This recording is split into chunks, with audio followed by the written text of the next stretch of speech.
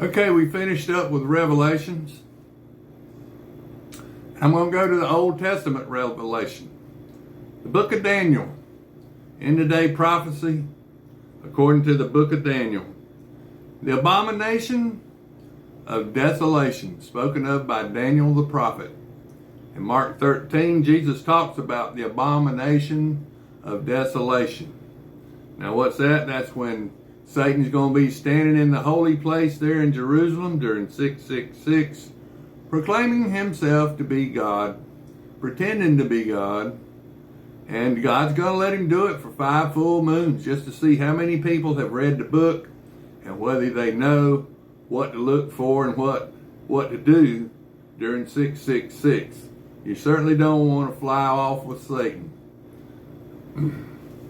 Okay, this is the book of Daniel, and this is what Bullinger says about the book of Daniel. The position of the book in the Hagiographa, or the third division of the Old Testaments. See, rather than in the second division, the prophets may be explained by the fact that unless the other 3 great prophets, Isaiah, Jeremiah, and Ezekiel, it stands in relation to them as the apocalypse of the Old Testament, and as pertaining to what is yet future. Whereas those 3 great prophets speak of the future from a intro-Israeli standpoint, Daniel has these prophecies as his background. And instead of looking at Zion and his neighboring local peoples, Daniel has universal monarchies as his perspective, and is therefore separated from them in the Hebrew canon, becoming to us the light or the lamp of 2 Peter 1 and the realization of 1 Peter 1. The first part of the book, A to C, is historic, while the latter half is prophetic. Moreover, of the former portion, it is written in Aramaic or Chaldean, while the latter portion is written in Hebrew. This is to teach us the historic portion of the Gentile language, because it is concerned that the times of the Gentiles and with Gentile supremacy in relation to Israel, while the prophetic portion is in Hebrew, because it is concerned with the time at the end, and with these events which will lead up until the time when God will restore again the kingdom of Israel. In Hezekiah's day, 604 BC, Aramaic was not understood by the Jews, but after the exile. In Ezra's day, 426 BC, Hebrew had been so far forgotten that it had to be explained in Nehemiah. In Daniel's day, 495 BC, both the languages were generally understood, and both could be and were thus used by him. If an impostor had written the book in Hebrew some 250 years later, why should he have defeated his own object by writing any portion in Aramaic as well, thus proving himself to be a fool as well as a forger? Now, this is Daniel 1. In the 3rd year of the reign of Jehoiakim, king of Judah, came Nebuchadnezzar, king of Babylon, into Jerusalem and besieged it. And the Lord gave Jehoiakim, king of Judah, into his hand, with part of the vessels of the house of God, which he carried into the land of Shinar, to the house of his God. And he brought the vessels into the treasure house of his God.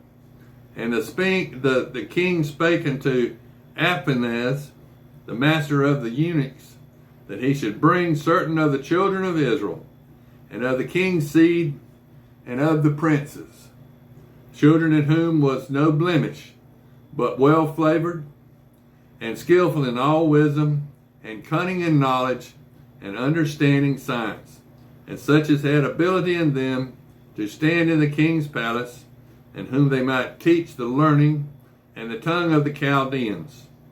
And the king appointed them a daily provision of the king's meat, and of the wine which he drank, so nourishing them 3 years, that the end of thereof they might stand before the king.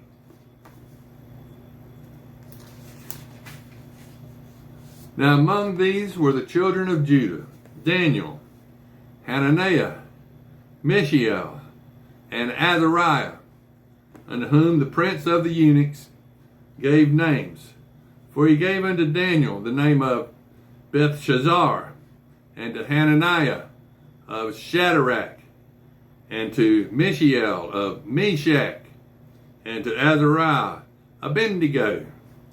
But Daniel purposed in his heart that he would not defile himself with a portion of the king's meat, nor with the wine which he drank. Therefore he requested of the prince of the eunuchs that he might not defile himself. Now God had brought Daniel into favor and tender love with the prince of the eunuchs. And the prince of the eunuchs said unto Daniel, I fear my lord the king, who hath appointed your meat and your drink. For why should you see your faces, worse likening than the children which are of your sort? Then shall ye make me endanger my head to the king? Then said Daniel to Melzar, whom the prince of the eunuchs had set over Daniel, Hananiah, Mishael, and Azariah, prove thy servants, I beseech thee, 10 days, and let them give us pulse to eat, and water to drink. Then let our countenances be looked upon before thee, and the countenance of the children that eat of the portion of the king's meat. And if thou seest, deal with thy servants. So he consented to them in this manner, and proved them 10 days. And at the end of 10 days, their countenance appeared fairer and fattier in flesh than all the children which it did eat the portion of the king's meat. Then Melzar took away the portion of their meat and the wine that they should drink, and gave them pulse. And for these 4 children, God gave them knowledge and skill in all learning and wisdom. And Daniel had understanding in all visions and dreams. Now at the end of the days that the king had said he would bring them in, then the prince of the eunuchs brought them in before Nebuchadnezzar. And the king communed with them, and among them all was found none like Daniel, Hananiah, Mishael, and Azariah. Therefore they stood before the king. And in all matters of wisdom and understanding, the king inquired of them. He found them 10 times better than all the magicians and astrologers that were in his realm. And Daniel continued even unto the 1st year of King Cyrus. And the 2nd year of the reign of Nebuchadnezzar, Nebuchadnezzar dreamed dreams, wherewith his spirit was troubled, and his sleep brake from him. Then the king commanded to call the magicians and the astrologers and the sorcerers and the Chaldeans, for to show the king his dreams. So they came and stood before the king. And the king said unto them, I have dreamed a dream. My spirit was troubled to know the dream. Then spake the Chaldeans to the king in Shirach, O king, live forever. Tell thy servants the dream, and we will show the interpretation. And the king answered and said to the Chaldeans, This thing is gone from me.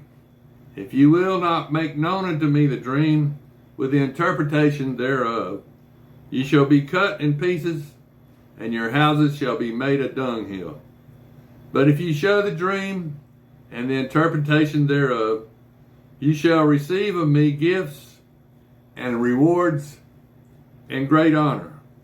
Before show me the dream and the interpretation thereof. They answered again and said, Let the king tell his servants the dream, and we will show the interpretation of it. The king answered and said, I know of certainty that ye would gain the time, because ye see the thing is gone from me. But if ye will not make known unto me the dream, there is but one decree for you, for ye have prepared lying and corrupt words to speak before me, till the time be changed. Therefore tell me the dream, and I shall know that you show me the interpretation thereof. And the Chaldeans answered before the king and said, There is not a man